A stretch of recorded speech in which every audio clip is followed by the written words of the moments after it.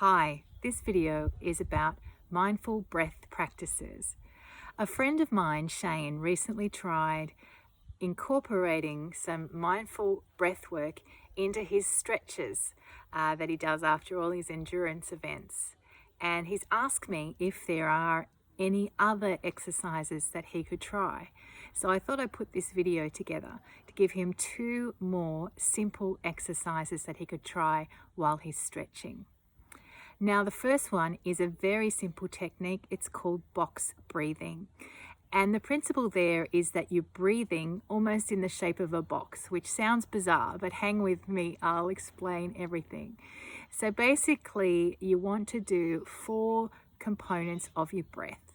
So for example, you breathe in for 4, hold for 4, exhale for 4, and then hold for 4. So effectively, sort of completing a box shape. So it looks something like this: in for 4, hold for 4, out for 4, hold for 4. So you just basically continue that pattern whilst you're holding the stretch. Now, of course, you can do that with a video on YouTube, and I'll put a link to that below. There's also a great video that I recommend where you increase, maybe do 2 minutes at a 4 count, and then increase to a 5 count, and maybe even go to a 6 count. Now, when I get to a 6 count, I start to get a little bit breathless. So obviously I need a little bit more practice on that one, but just see where you feel comfortable. You don't want to get breathless or feel like you're gasping for air. You want to be comfortable and relaxed. But obviously with more practice, you'll be able to stretch that out to say a 6 beat. The other exercise that I recommend is called a 4-7-8 technique. And for that exercise, and this is used quite a lot in yoga practice, so it would really be a good complement to stretching exercises. So you breathe in for 4, hold for 7, and then exhale for 8. So it would look something like this. So breathe in for 4, hold for 7, and out for 8.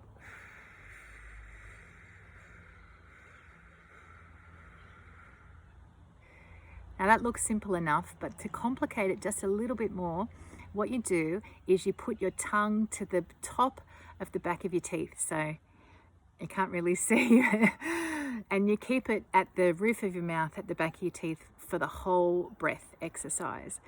So what that does is it helps you to concentrate and to stop you being distracted by your thoughts. And it might take a little bit of practice initially to exhale. You'll feel your cheeks billow out a little bit when you've got your tongue to the roof of your mouth and behind your top teeth. So that's the 4-7-8 technique. Now, initially when you're learning that one, the most important part of that breath is the hold in the middle for 7. And you may find that you might not quite get an exhale to the 8 beat. So maybe you do a 4-7-4, so exhale for 4 before you then slowly start to build up to an 8. Now you will notice that as your exercises progress, or you're doing your breathing exercises and your breathing rate slows down, which it does, you will start to get longer in your counting, and you'll be able to achieve longer holds and longer exhales. So not only will you improve your breath work whilst you're going through it, but obviously then with regular practice, you'll also improve it. Now, the other thing I want to stress with all breath work, we're doing what's called, I have to get it right, diaphragmatic breathing. Now, what that means is we're using our diaphragm to our fullest extent. So otherwise known as belly breathing. So basically, if you put your hand onto your stomach area where your diaphragm is, sort of just below your ribs, you want to, when you breathe in, feel your hand go out, almost like you're filling up your belly with air, and then when you're exhaling, your hand goes in.